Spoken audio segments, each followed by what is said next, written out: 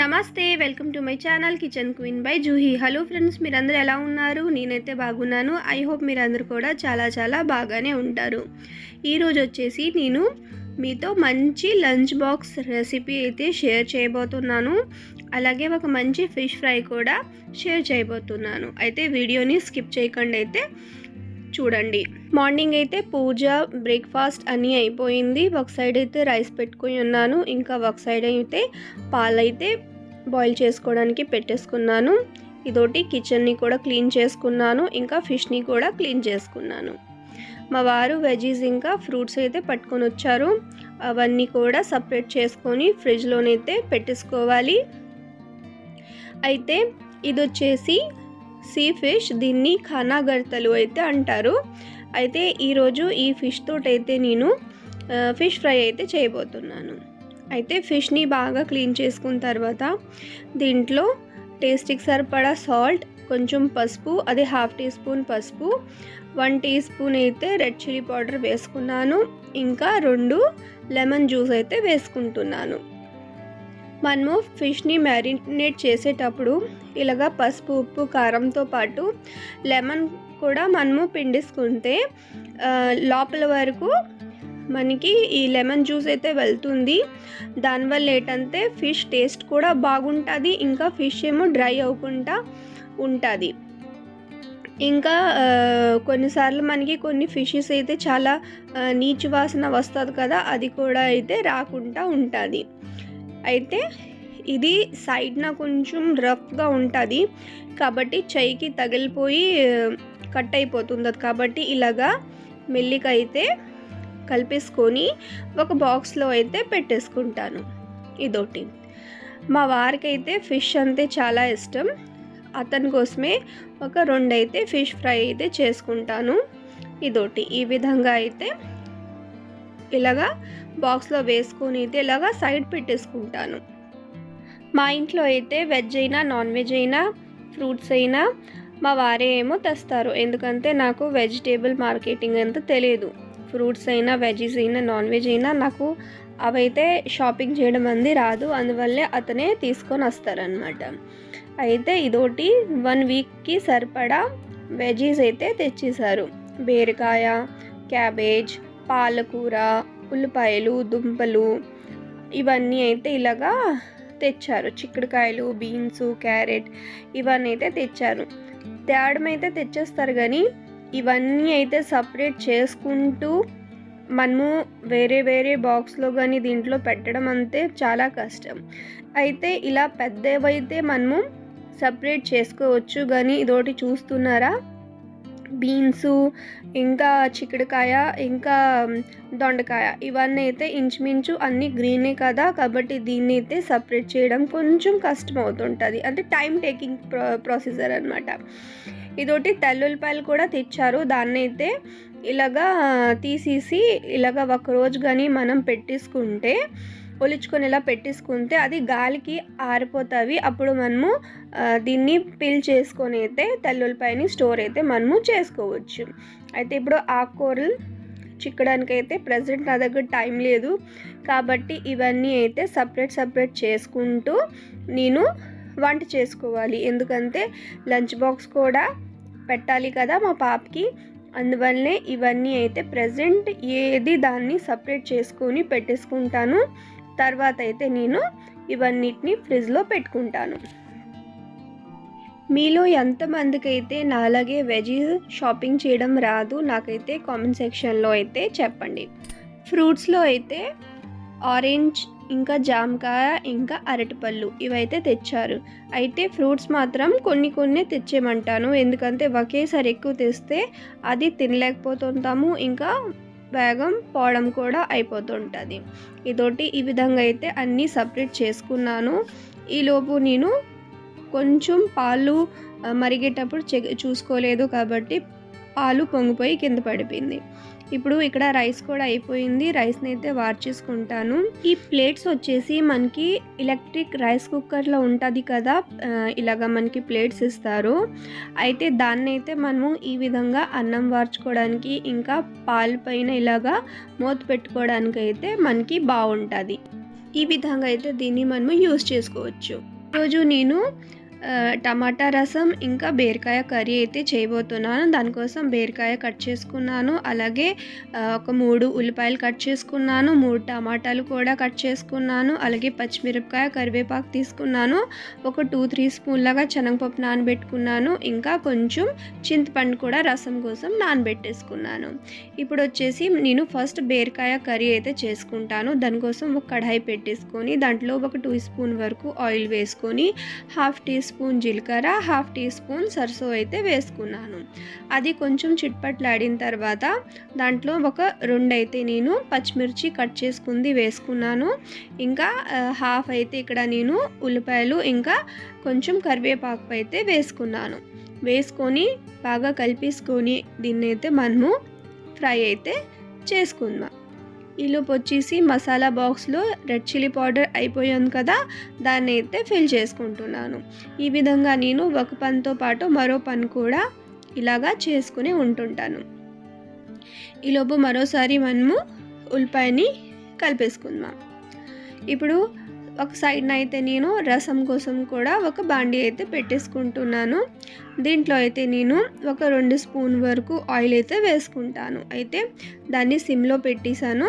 అది ఆయిల్ వేడయ్యే లోపలే ఈ సైడ్ అయితే మనము కర్రీ కూడా ప్రిపేర్ చేసుకుంటున్నాం. ఇప్పుడు దీంట్లో దంచుకున్న అల్లం తెల్లుల్లిపాయలు అయితే వేసుకున్నాను. వేసుకున్న తర్వాత దీంట్లో ఒక 2 టమాటాలు అయితే కట్ చేసుకున్నాను కదా, అదైతే దీంట్లో వేసుకున్నాను. ఒక టమాటా అయితే రసం కోసం అయితే ఇక్కడ పెట్టేసుకున్నాను. ఇప్పుడు దీంట్లోనే నేను కొంచెం సాల్ట్ ఇంకా ఒక 1/2 టీ స్పూన్ వరకు హల్దీ పౌడర్ అయితే వేసుకొని కలిపేసుకుంటాను. ఇప్పుడు దీంట్లో మనము శనగపప్పు నానబెట్టుకున్నాం కదా, ఒక 2 స్పూన్ వరకు అదైతే దీంట్లో వేసుకున్నాను. వేసుకొని ఒకసారి బాగా కలిపేసుకొని మూత పెట్టేసి టమాటాలు అయితే సాఫ్ట్ అయ్యే వరకు దీన్ని అయితే కుక్ చేసుకుందాం.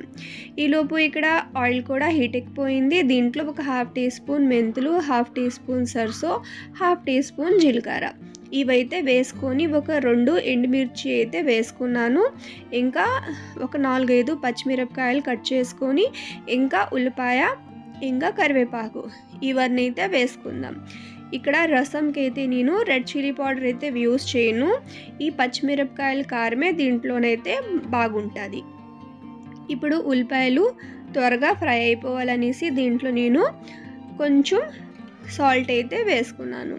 సాల్ట్ వేసుకున్న తర్వాత ఇప్పుడు మనము దంచుకున్న అల్లం తెల్లుల్లిపాయ వేసుకుందామా. ఇంకా ఇక్కడ కట్ చేసుకున్నాం కదా ఒక టమాటా అయితే సరిపోతుంది రసం కోసం, అదైతే ఇక్కడ నేను వేసుకుంటాను.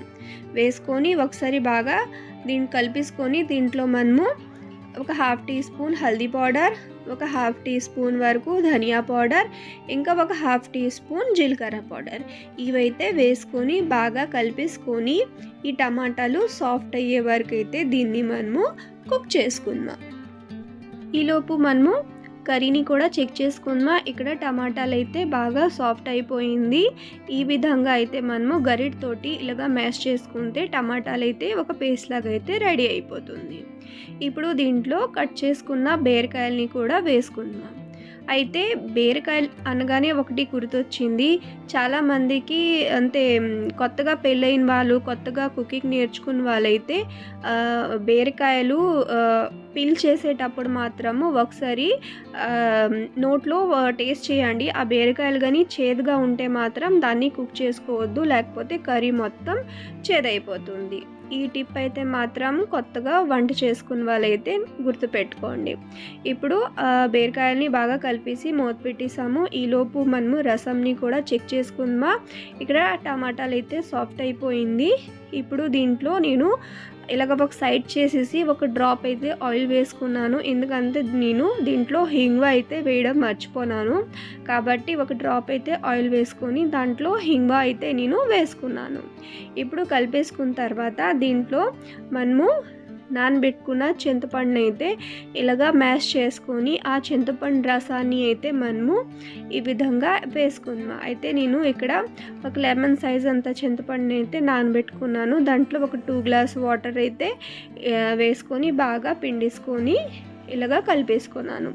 ఇలాంటప్పుడే మనము ఒకసారి ఉప్పు కారం అయితే చెక్ చేసుకుందామా. ఇక్కడ కొంచెం సాల్ట్ అయితే సరిపోలేదు కాబట్టి ఇక్కడ సాల్ట్ అయితే నేను వేసుకుంటాను.